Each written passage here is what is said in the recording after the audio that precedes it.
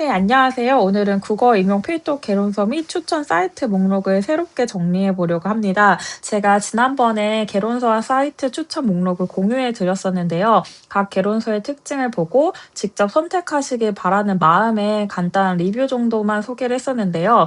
아무래도 제가 우선순위를 정하진 않았는데 이를 두고 많은 선생님들께서 결정하기가 너무 힘들다. 우선순위를 딱 짚어줬으면 좋겠다라고 요청을 해주셔서 다시 한번 좀 효율적으로 정리를 해보았습니다. 그래서 오늘은 제가 수업 효율성을 기준으로 우선순위를 비교적 확실하게 정리해 보려고 하고요. 또 오늘 영상으로 선생님들께서 직접 보실 도서 목록을 확정하시고 이를 바탕으로 공부를 시작해 보시면 좋을 것 같습니다.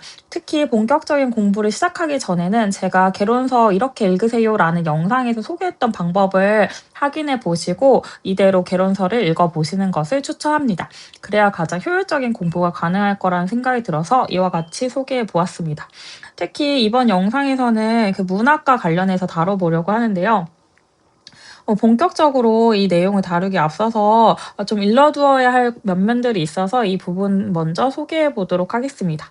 먼저 모든 책을 읽으려고 하지 않는 것이 더 효율적이라는 건데요. 선생님들께서도 잘 아시겠지만 선생님 개개인마다 차이가 있으니까 필요한 부분을 먼저 선별하시고 이에 따라 내면을 하는 것이 가장 중요하다고 생각을 합니다.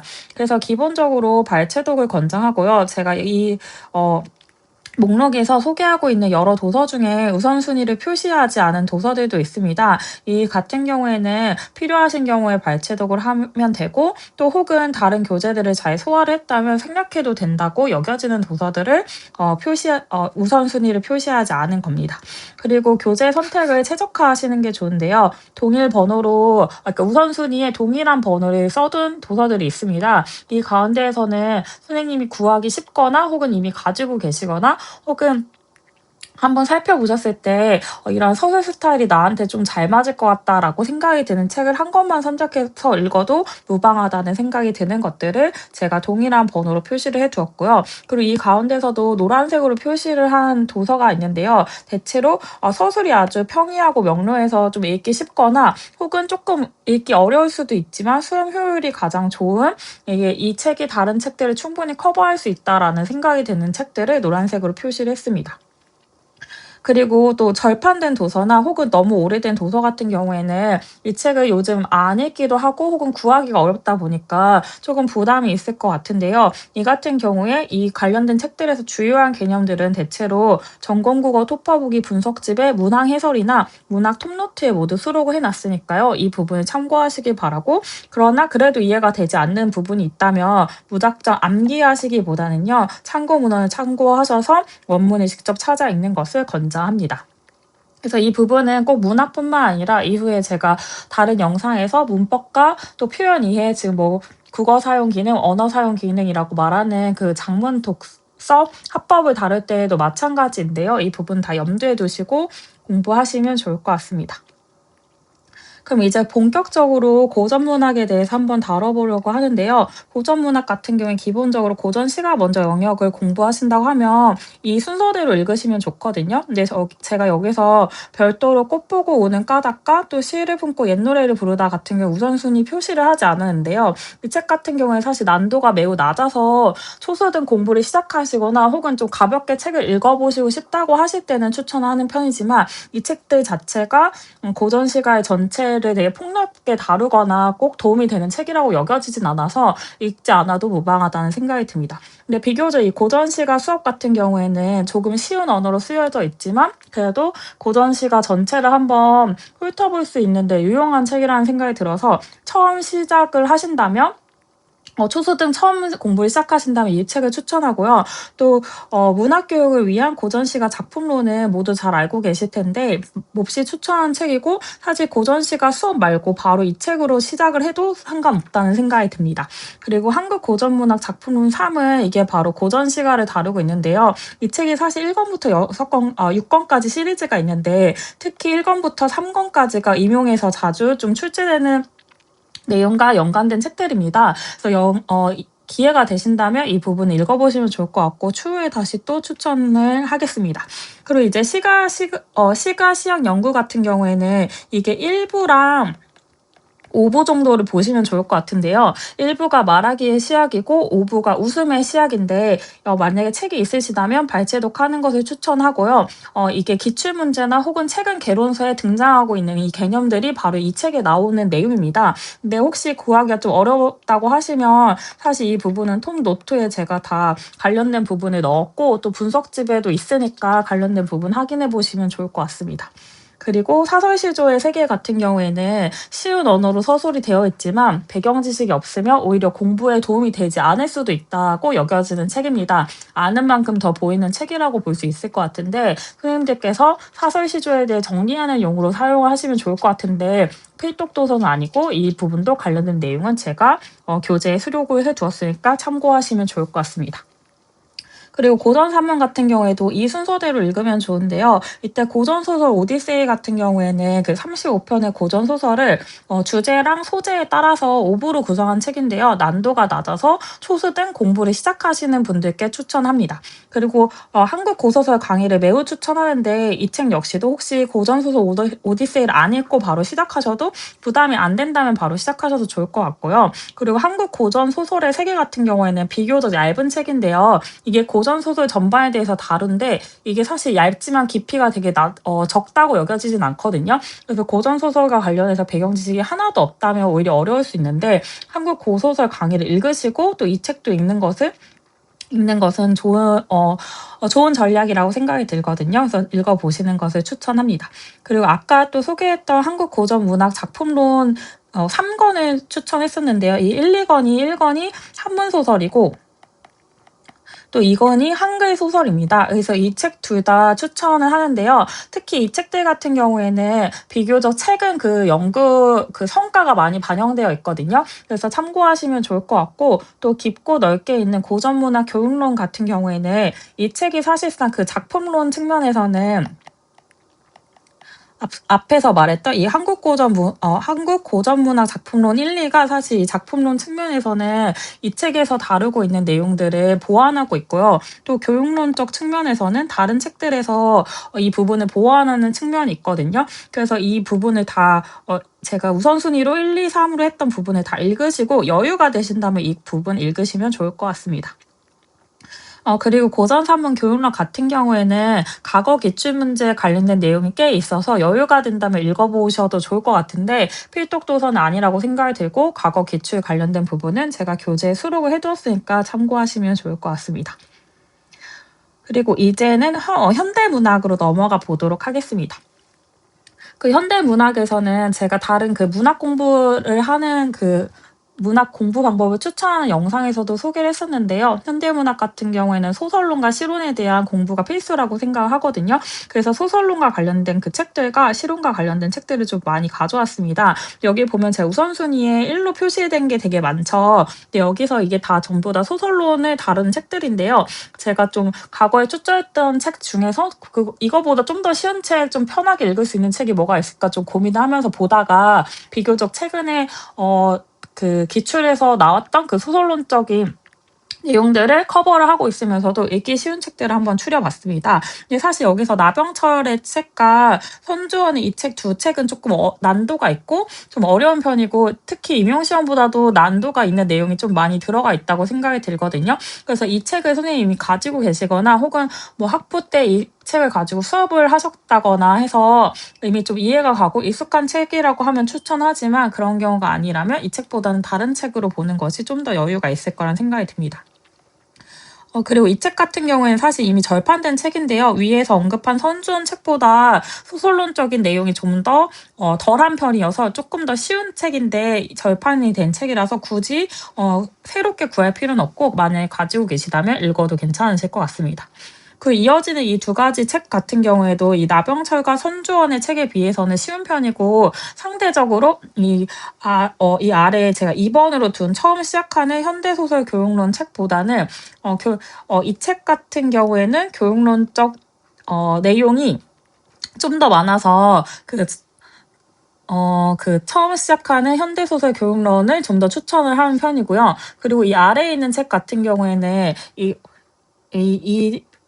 두 번째로 추천했던 이 책보다 오히려 좀 더 출제 난도가 낮은 내용들이 더 많이 들어가 있는 편이어서 이 역시도 아래 책을 좀 더 추천하는 편입니다. 그리고 이 노란색으로 제가 표시해놨던 이 두 권 같은 경우에는 이 현대소설론 같은 경우에는 이 나병철의 책을 대학 강의 교재로 풀어 쓴 책인데 분량이 좀 더 적고 또 소설론 또한 분량이 많은 편이 아닙니다. 그래서 처음 소설론을 접할 때 추천을 하고 또 뒤에 있는 소설 어떻게 읽을 것인가 같은 경우에도 이게 처음 시작하는 현대소설 교육론보다도 훨씬 쉽게 소설론을 다루고 있고 초수등 처음 시작하시는 분들께 추천을 하고 이걸 소화하고 난 다음에 처음 시작하는 현대소설 교육론으로 들어가도 좋을 것 같고 혹은 이 책을 굳이 안 읽더라도 이거 바로 읽을 수 있겠다라고 생각하면 이 책부터 읽어도 괜찮을 것 같습니다.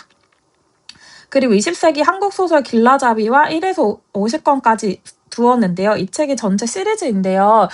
이 시리즈가 그 문학사 순서대로 갈목할 만한 성과를 낸 그 작가들의 작품을 전문에 수록해 두고 또 이 작품을 읽은 다음에 뒤에 이메일 해설이라고 해서 교육자와 연구자가 질의응답을 통해서 작가론과 작품론에 대해 두루 다루는 형식을 가지고 있습니다. 이 이메일 해설만 모으면 사실 책이 책으로 따진다면 조금 두꺼운 책 한 권 내지는 두 권 정도의 분량이거든요. 그래서 정독하기보다는 이 50권에 수록된 모든 작가와 작품이 전부 다 중요한 것은 아니니까요. 정독하기보다는 기출된 작가와 작품 위주로 발췌독하시는 것을 권합니다. 그러니까 제가 최근에 나왔던 상고주의와 관련된 문제 같은 경우에서도 사실 이 이메일 해설에서 나왔다고 할 수는 없지만 거기서 잘 언급된 그 포인트들이 나왔었거든요. 그래서 이 부분이 기억이 나서 다시 한번 가지고 와봤습니다.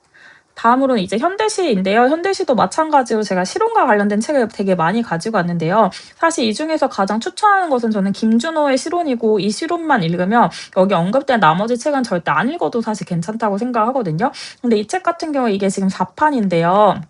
만약에 선생님들께서 9판인 3판을 가지고 계시다면 똑같은 내용이기 때문에 이를 활용하셔도 된다고 생각합니다. 근데 다만 3판 같은 경우에는 국한문 호동체라서 키워드가 대부분 한문으로 쓰여 있다 보니까 이게 좀 가독성이 떨어지는 면이 있고요. 하지만 이 4판에서는 이게 다 순국문체로 바뀌었으니까 이 부분 참고하셔서 보시면 좋을 것 같습니다.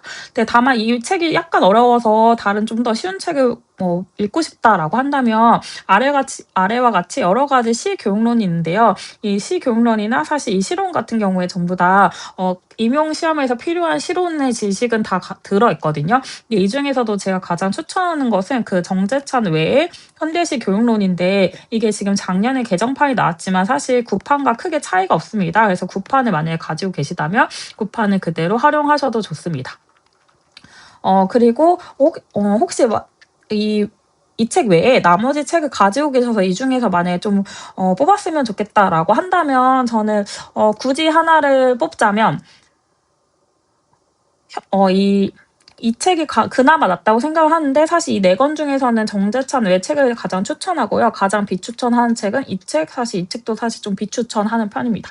그래서 선생님들께서 가지고 계신 책과 또 본인이 원하는 스타일대로 선택하셔서 보시면 좋을 것 같습니다. 그리고 이제 이 실론을 읽고 난 다음에 이 두 번째로 교과서 시 정본 해설을 보면 좋을 것 같은데요. 이 책은 매우 추천한 편인데 왜냐하면 이게 서술 자체가 되게 평이하게 서술되어 있는데도 이 작품론적 작품 내적인 말이 좀 꼬였는데 작품을 작품론적으로 절대론적으로 분석하는 흐름을 따라가는 게 아주 요영하기 때문인데요. 그래서 이러한 분석 능력을 키우시는 데 도움이 될 거라고 생각을 해서 이 책을 넣어봤습니다.